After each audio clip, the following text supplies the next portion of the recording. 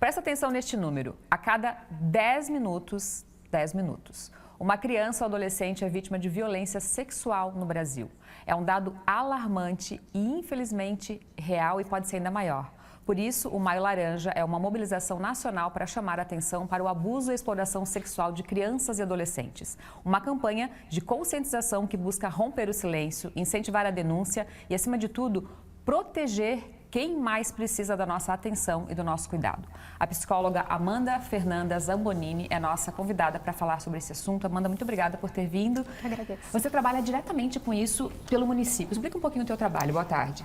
Boa tarde, obrigada pelo convite. Então, sim, eu trabalho pela Prefeitura, na SEDUC. Nós somos parte de um grupo que é o NAMI, Núcleo de Apoio Multiprofissional ao Estudante. Então, são equipes formadas por psicólogo, assistente social, professores psicopedagogos e coordenadores. Então, a gente atende dificuldades de aprendizagem, dificuldades no espaço escolar e acaba entrando também algumas questões como o Maio Laranja. E aí, como que vocês identificam essas vítimas? Como que funciona? Então, existe todo um processo que é bem delicado. Então, o importante sempre é que a gente vai treinando os nossos professores, gestores, as pessoas que estão ali no setor de educação para perceber os sinais. Então, às vezes, uma criança com um comportamento mais retraído, cobrindo muito o corpo, não participa mais de brincadeiras, ou então tem uma fala bastante sexualizada para a idade, uma conotação que não condiz com a idade, são sinais de alerta. Além de, claro, ferimentos, machucados, algumas doenças. Então, a gente prepara as nossas equipes para identificar isso e aí a gente poder dar os encaminhamentos necessários. E costuma chegar casos até você, identificado pelos professores em sala de aula? Como que tem sido? Sim, infelizmente chegam os casos. Então, claro que é uma coisa que a gente gostaria que não existisse, mas como a nossa equipe tem sido treinada e preparada, os casos estão surgindo cada vez mais. Cada vez mais se tem conhecimento sobre o assunto, cada vez mais se tem esclarecimento, então a gente consegue ter acesso a essas vítimas e poder prestar esse atendimento o quanto antes possível. E vocês conseguem acompanhar, vocês acompanham os casos depois identificados? Por exemplo, a gente sabe que no Brasil a maior parte dos agressores está na casa, né, dessas crianças e adolescentes. Sim. Nesses casos que vocês identificam também é assim? Então, nós fazemos o acolhimento e a denúncia. A partir daí, fica com as autoridades legais, o Ministério Público, a polícia, ela vai acompanhar esse caso. Nós, enquanto educação, e falando também pela assistência social, a equipe de saúde, nós prestamos, então, o apoio ali na escola, nós orientamos os professores como cuidar dessa criança, como respeitar o que vem acontecendo. Então, a gente faz esse acompanhamento por fora, enquanto a vítima é atendida através dos meios específicos para isso. Amanda, é bem importante acolher, né? Como você falou várias vezes, você citou essa palavra acolhimento.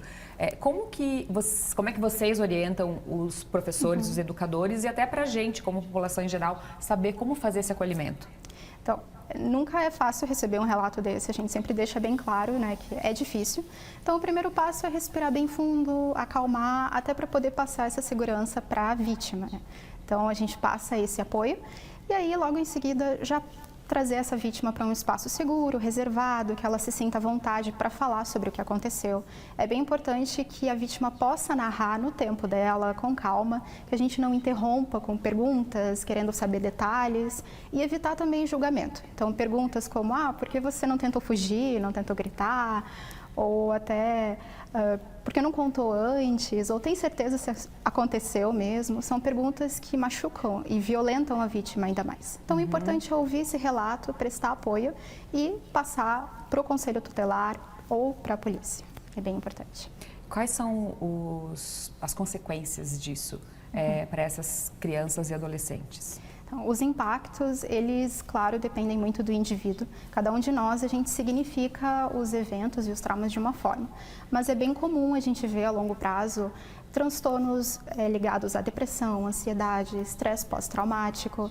Pode haver, às vezes, um uso de substâncias, mas principalmente há um impacto muito grande nas relações afetivas. Então, as relações especialmente românticas, tem-se uma dificuldade em entender o que é o respeito, o limite e o consentimento. Então, isso acaba afetando a longo prazo. Você já citou como os professores, eu te perguntei da nossa comunidade em geral como fazer, mas se a gente não se sentir capaz, como você falou, é muito impactante, né? Eu fico me colocando no lugar de receber uma informação como essa de uma criança ou um adolescente. Se a gente não se vê capaz de fazer isso, o que a gente deve fazer? O importante é sempre dizer à criança que você está ali, tudo, e encaminhar imediatamente para o conselho tutelar.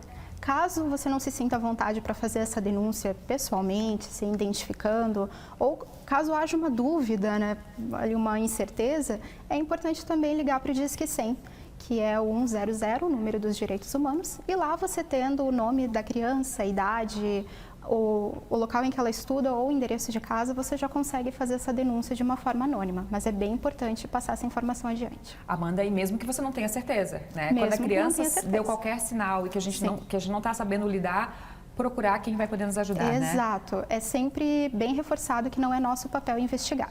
Isso fica para as autoridades responsáveis. O nosso papel é prestar o apoio e denunciar. Tá certo. Amanda, muito obrigada por ter vindo. Eu que Parabéns agradeço. pelo trabalho. Muito obrigada. Até uma próxima.